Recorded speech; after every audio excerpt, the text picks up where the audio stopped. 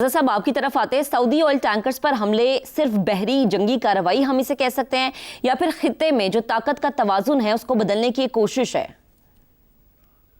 دیکھیے، بہت عمدہ طریقے سے شہزاد صاحب نے پورا جو منظرنامہ ہے اس کو بیان کیا ہے، اور یہ بالکل ایک طاقت کا کھیل ہے اس خطے میں۔ دیکھیے، یہ جو ایران اور امریکہ کی جنگ کا جو پہلا راؤنڈ تھا، اس میں ایران ایک بڑی فاتح طاقت بن کے ابھرا ہے، یعنی کہ اس کو امریکہ جیسی سپر پاور جو ہے وہاں اس کو ہرا نہیں سکی، اس کی ریاست کو کولیپس نہیں کر سکی، اور یہ اس کے بعد سے ایران کو بھی تھوڑا سا یہ زوم ہو گیا ہے کہ اب میں مغربی ایشیا کی ایک بڑی پاور بن چکا ہوں یا بن رہا ہوں۔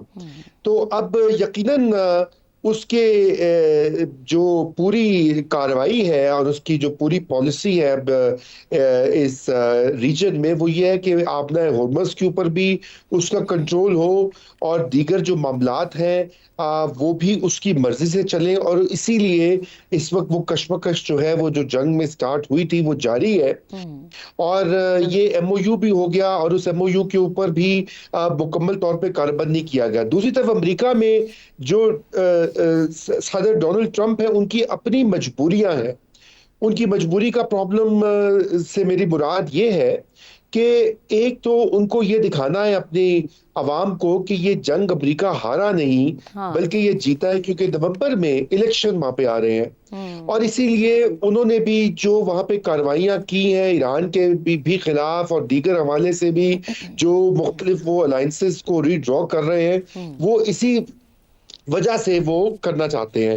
تو اب دیکھیے، یہ ایک مسئلہ ہے کہ ایران میں بھی یہی دھڑے بندیاں ہیں، امریکہ کے اندر بھی ایک مجبوری، اس میں پرابلم یہ ہو گیا ہے کہ یہ دوبارہ سے ہمیں لگ رہا ہے کہ یہ کانفلکٹ جو ہے یہ پھیل رہا ہے، اور پاکستان کی پوزیشن اس میں بہت مشکل والی پوزیشن بن گئی ہے۔ اس کی وجہ یہ ہے کہ اگر سعودی عربیہ پہ مزید حملے ہوتے ہیں یا وہاں تک جنگ پھیلتی ہے، تو پھر پاکستان تو پابند ہے کہ سعودی ڈیفنس کو وہ آئے گا سامنے، بالکل اس کا پھر یہ مطلب ہے کہ ایران کے ساتھ بھی وہ مسئلہ بن سکتا ہے۔ تو خدا نہ کرے کہ ایسا ہو، اسی لیے الٹیمیٹلی ڈپلومسی جو ہے، اور جو پہلے بیک چینل ڈپلومسی ثالثی جو چل رہی تھی، اسی کو آگے بڑھاوا دینا پڑے گا، وہی سب سے بہتر راستہ ہے۔ جی بالکل رضا صاحب، آپ درست کہہ رہے ہیں، کیونکہ بڑی بڑی جنگوں کا جو حل ہے وہ ٹیبل ٹاک کے ذریعے نکلتے ہوئے ہم نے دیکھا ہے۔ عامر صاحب آپ کی طرف آتے ہیں، اگر باب المندب بند ہو گئی تو کیا عالمی تجارت، تیل کی ترسیل اور معیشت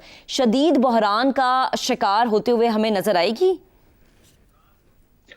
میں یہ باتیں تو 3-4 مہینے سے ہم کر بھی رہے ہیں اور سن بھی رہے ہیں کہ دنیا جو ہے وہ ایک شدید بحران کے یہاں تو دانے پہ کھڑی ہے، یہاں کھڑی ہے، یہاں اس کے اندر گھر چکی ہوئی ہے اس بحران سے۔ لیکن دنیا بھی ریزیلینٹ چیز ہے نا، ایک اس نے بھی ابھی تک تو کچھ نہ کچھ طریقے نکال دیے ہیں۔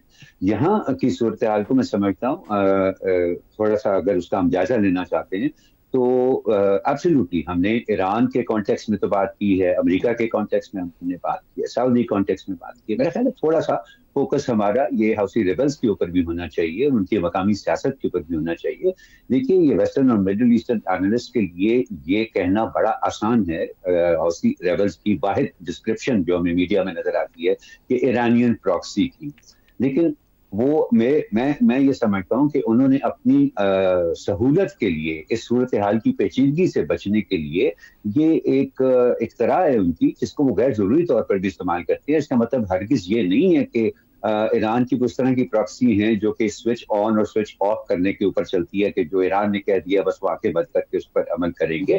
ابھی تک ہم نے جو ان کا اس جنگ کے اندر بھی جو بیہیویئر دیکھا ہے، اس میں ہمیں کافی انڈیپینڈنس نظر آئی ہے جو کہ ان کی اپنی مقامی سیاست سے جڑی ہوئی ہے۔ حوثیوں کی سعودی عرب سے جو لڑائی ہے وہ اس جنگ سے پہلے کی لڑائی ہے، اور ان کے زیر انتظام علاقوں کے اندر سعودی عربیہ نے ہوائی جہازوں اور بندرگاہوں کو پر بلاکیٹ کیا ہوا ہے، جس کا وہ ریموول کر رہے ہیں۔ تو ہمیں میرا خیال ہے اس کے اوپر بھی تھوڑا سا فوکس کرنے کی ضرورت ہے کہ ان کے اہداف کیا ہیں، حوثی ریبلز کے کام کرنے میں اہداف کیا ہیں۔ اگر تو ان کے اہداف مقامی طور پہ کچھ کنسیشنز حاصل کرنا ہے سعودی عربیہ سے، تو پھر تو ممکن ہے کہ ابھی بھی اس بات کو تھوڑا سا سمیٹ لیا جائے، اس کو ایک حد سے بڑھنے نہ دیا جائے۔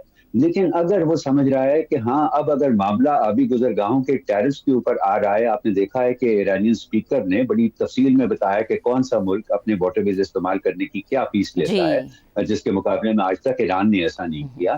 تو اگر ان کا خیال ہے کہ اب کیونکہ ٹیرفز کی طرف معاملہ آ رہا ہے تو اس بہتی گنگا میں ہم بھی ہاتھ دھو لیں اور ایک انڈیپینڈنٹ سورس آف انکم کری کر لیں، تو پھر تو یہ معاملہ کہیں پر بھی جا سکتا ہے. بٹ آئی تھنک تھوڑا سا ہمیں ضرورت ہے بہت سی پالیٹکس کو انڈیپینڈنٹلی انالائز کرنے کی، نہ صرف کہ ہم ان کو ایک ایرانین پراکسی کہہ کر ڈسمس کریں.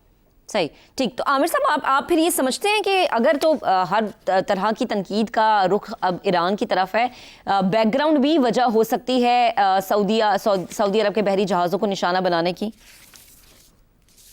دیکھیے یہ جو کوشش ہے نا ایران کی کہ اب وہ کسی طرح سے، چاہے وہ ٹیرفز ہوں، چاہے وہ کسی قسم کی لیوی ہو، اس کے ذریعے اپنا کنٹرول اسرٹ کرے، وہ میرا خیال ہے اب دنیا کو یہ سمجھ آ گئی ہے کہ نہیں، یہ جو ہے یہ ہم اس کی اجازت نہیں دے سکتے ہیں. اور اب اگر ہم نے کوئی ایفرٹ دیکھا ریڈ سی کے اندر بھی اور اسٹیٹ آف ہرمز کے اندر بھی، تو میرا خیال ہے ساری دنیا کی کوشش یہی ہوگی کہ یہ جو ایک امکان کھڑا ہوا ہے کہ ان اہم آبی گزرگاہوں پہ جو کہ تقریباً 30% تجارت دنیا کی ہینڈل کرتی ہیں، ٹیرفز لگانے کا مسئلہ ہمیشہ کے لیے دفن کیا جائے. اور اگر یہ دنیا کی سوچ رہی تو میں یہ بات بہت آگے بڑھ سکتی. ٹھیک ہے عامر صاحب، آپ کا جواب آ گیا. اپنے دوسرے ٹاپک کی طرف بڑھتے ہیں. مانسون کی بارشیں ہر سال پاکستان میں صرف موسم کی تبدیلی نہیں بلکہ حکومتی کارکردگی کا امتحان بن کر سامنے آتی ہیں. اس بار بھی یہی منظر دہرایا جا رہا ہے. پنجاب اور ملک کے شمالی علاقوں میں جاری طوفانی بارشوں نے تباہی پھیلانا شروع کر دی ہے جس سے انسانی جانوں، املاک اور انفراسٹرکچر کو شدید نقصان پہنچ رہا ہے. NDMA کے مطابق 26 جون سے 22 جولائی تک بارشوں سے جڑے حادثات میں کم از کم 72 افراد جاں بحق اور 180 سے زائد افراد زخمی ہو چکے ہیں، جبکہ صرف ایک دن کی بارش نے لاہور سمیت پنجاب میں 17 قیمتی جانیں لے لی ہیں. اور اگر KP کی بات کی جائے تو KP میں بھی 18 افراد زندگی کی بازی ہار گئے ہیں. لاہور میں 6 گھنٹے کی مسلسل بارش نے شہر کو عملی طور پر مفلوج کر دیا ہے. لبرٹی، MM عالم روڈ، ماڈل ٹاؤن، ٹاؤن شپ اور ایئرپورٹ جیسے علاقے ندی نالوں کا منظر پیش کرنے لگے ہیں. یہ سب شہری نظام کی کمزوری کو بے نقاب کرنے کے لیے کافی ہے. گجرانوالہ، فیصل آباد، سیالکوٹ اور گجرات میں بھی صورتحال مختلف نہیں رہی. سڑکیں تالاب بن گئی ہیں اور نشیبی علاقے زیر آب آ گئے ہیں. دوسری طرف دریاؤں کی صورتحال بھی تشویشناک ہے. دریائے چناب میں ہیڈ قادر آباد پر پانی کا بہاؤ 2,53,000 کیوسک تک پہنچ چکا ہے، جبکہ ہیڈ خان کی اور مرالا کے مقامات پر بھی سیلابی کیفیت پیدا ہو چکی ہے. چشمہ اور جنا بیراج پر نچلے درجے کا سیلاب برقرار ہے. مزید بارشوں کے پیش نظر فلڈ الرٹس جاری کیے جا چکے ہیں. یہ تمام حقائق اس سوال کو جنم دیتے ہیں کہ اگر ہر سال یہی حالات ہونے ہیں تو پیش کی تیاریوں کے دعوے کیوں کیے جاتے ہیں؟